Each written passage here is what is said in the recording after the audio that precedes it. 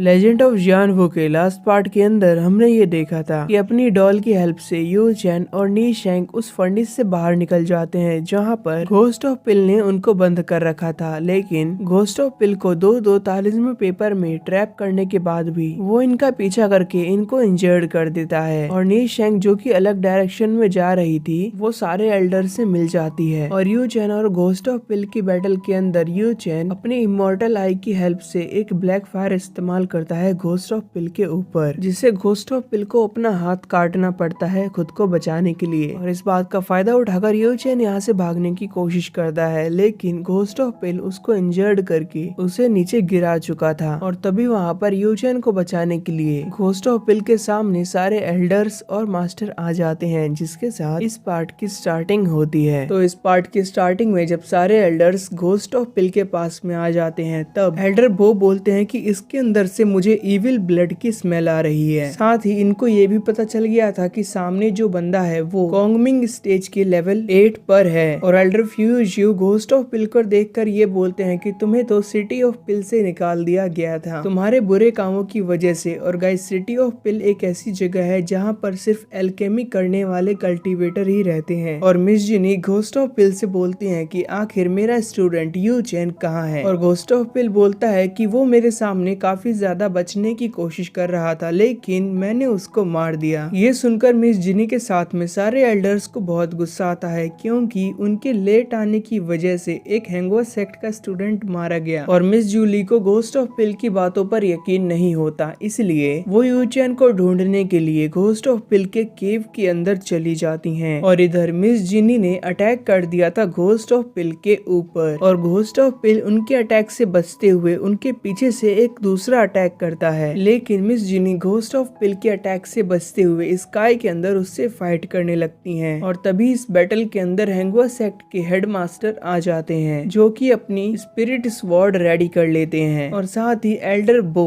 और एल्डर यूफ्यू ये दोनों भी इस बैटल को ज्वाइन कर लेते हैं। और मिस जिनी सबसे बोल रही थी कि हमें इसको जल्दी से खत्म करने के लिए हम सब की पावर्स को मिलाकर इसके ऊपर अटैक करना पड़ेगा। और सारे लोग करते भी ऐसा है, लेकिन तभी घोस्ट ऑफ पिल अपना एक बहुत ही पावरफुल फर्नेस इसका यूज करके सारे एल्डर्स और मास्टर का अटैक डिस्ट्रॉय कर देता है, जिसके बाद में वो अपना सबसे पावरफुल अटैक करता है इन सब के ऊपर, जिसमें बहुत बड़ी स्नेक स्पिरिट बन जाती है जो कि इन लोगों के ऊपर अटैक कर रही थी। और ये देखकर ये सारे लोग अपनी कल्टीवेशन पावर्स को ऑन कर लेते हैं और अपनी कल्टीवेशन पावर्स को एक साथ मिलाकर वो घोस्ट ऑफ पिल के सबसे पावरफुल अटैक को भी एक ही बार में खत्म कर देते हैं। जिसके बाद इन लोगों का कंबाइन अटैक अब घोस्ट ऑफ पिल को मारने के लिए आ रहा था। और तभी घोस्ट ऑफ पिल अपनी फर्नेस की पावर को और बढ़ा देता है, लेकिन मिस जिनी और सारे एल्डर्स ने मिलकर अपनी पावर्स को कंबाइन करके एक बहुत बड़ी स्वॉर्ड को रेडी किया था। और उनका ये अटैक कितना ज्यादा पावरफुल था कि वो एक ही बार में घोस्ट ऑफ पिल के उस बड़े वाले फर्नेस को डिस्ट्रॉय कर देते हैं, जिसके बाद घोस्ट ऑफ पिल नीचे गिर जाता है। और मिस जिनी बोलती हैं कि तुमने मेरे स्टूडेंट को मारकर अच्छा नहीं किया। और ये बोलकर वो घोस्ट ऑफ पिल का हेड उसकी बॉडी से अलग कर देती हैं, जिसके बाद घोस्ट ऑफ पिल की बॉडी ब्लड के अंदर कन्वर्ट हो जाती है और वो मर जाता है। और तभी वहाँ पर मिस जूली आती हैं, जिनको घोस्ट ऑफ पिल के केव से सिर्फ यू चैन की डॉल ही मिली थी। और ये देखकर मिस जिनी यू चैन की डॉल को पहचान जाती हैं। और मिस जूली को कुछ तालिस्म पेपर भी मिले थे, जिनको देखकर मिस जिनी को ये पता चलता है कि ये तो वही तालिस्म पेपर है जो कि उन्होंने यू चैन को दिए थे। और उनको लग रहा था कि यू चैन की डेथ हो चुकी है, इसलिए वो यहाँ से उदास होकर चली जाती हैं। और मिस जूली यू चैन की डॉल को अपने पास रखते हुए मिस जिनी के पीछे जाने लगती हैं, जिसके बाद हेडमास्टर दिंग तियान, जनरल जीफ्यू और एल्डर बो भी यहाँ से निकल चुके थे। और उनके जाने के बाद हम ये देख पाते हैं कि जो घोस्ट ऑफ पिल का बचा हुआ ब्लड था वो अभी भी जिंदा था। और तभी यहाँ पर ब्लड डीमन सेक्ट के वो 2 डिसाइपल्स आ जाते हैं, जिसमें से वो लड़की बोलती है कि हमारा यहाँ पर आना वेस्ट हो गया, क्योंकि घोस्ट ऑफ पिल तो अब मर चुका है। लेकिन यहाँ पर खड़ा वो लड़का बोल रहा था कि घोस्ट ऑफ पिल का ब्लड अभी भी जिंदा है, इसका मतलब हम इसको जिंदा कर सकते हैं। और जैसे ही जिंदा होगा तो हम इसकी हेल्प से तियांजी पिल को कंप्लीट कर लेंगे। और इन लोगों का ये प्लान सुनने के बाद में यहाँ से सीन शिफ्ट हो जाता है और हम देखते हैं यू चैन को, जिसकी आंख एक केव के अंदर खुलती है और उसे समझ नहीं आ रहा था कि वो यहाँ पर कैसे आ गया। और तभी उसको याद आता है कि वो गिरते टाइम एक पोर्टल के अंदर गिर गया था और शायद उस पोर्टल की वजह से ही वो यहाँ पर इस केव के अंदर आ चुका है। और तभी यू चैन की अंदर से उसकी ट्रू फायर और हेवनली थंडर बाहर निकल के उसको एक ट्रेजर वेपन की तरफ ले जाने लगते हैं, जो एक एरो होता है जिसका साइज काफी ज्यादा बड़ा था। और इसको देखकर यू चैन इसको उठाने की कोशिश कर रहा था, लेकिन वो यू चैन से नहीं उठता। जिसके बाद यू चैन उसको उठाने के लिए अपनी ट्रू फायर का भी इस्तेमाल करता है और ट्रू फायर का इस्तेमाल करने के बाद वो काफी मुश्किल से इस वेपन को उठा पा रहा था, लेकिन फिर भी बैलेंस ना बनने की वजह से वो इस वेपन को वापस नीचे गिरा देता है। और सिर्फ उस वेपन के गिरने की वजह से वहाँ पर एक ब्लास्ट हो चुका था और यू चैन सोचता है कि वो इस वेपन को पहले टेस्ट करेगा, इसलिए वो इसके ऊपर अपनी ट्रू फायर का इस्तेमाल करता है। लेकिन इससे इस वेपन को कुछ भी नहीं होता। और इसके बाद वो इस वेपन के ऊपर अपनी हेवनली थंडर और अपनी ट्रू फायर का भी इस्तेमाल कर रहा था, जिससे यहाँ पर एक ब्लास्ट होता है। और ये वेपन यू चैन को दिखाता है कि पहले इस वेपन को कौन यूज किया करता था, और जो इस वेपन का पहला ओनर था वो एक जायंट था। और जायंट ऐसे लोग होते हैं जो इंसान ही होते हैं, लेकिन उनका साइज काफी ज्यादा बड़ा होता है। और ये जायंट इस एरो की हेल्प से एक ऐसे सन की तरह दिखने वाले एक चीज को डिस्ट्रॉय कर देता है। और ये देखने के बाद यू चैन ये सोच रहा था कि अभी वो इस वेपन को यूज करने के लिए पूरी तरीके से पावरफुल नहीं है, बट ये वेपन काफी ज्यादा पावरफुल था, इसलिए यू चैन इसको छुपा देता है ताकि जब यू चैन का कल्टीवेशन लेवल बढ़ जाएगा और वो इस वेपन को ठीक तरीके से इस्तेमाल कर सकता है। और इस वेपन को छुपाने के बाद वो जिस पोर्टल से यहाँ पर आया था उस पोर्टल से वो एक दूसरी जगह पर पहुंच जाता है, जहाँ पर वो देखता है कि उसके ऊपर एक अटैक हो रहा है। लेकिन तभी एक लड़की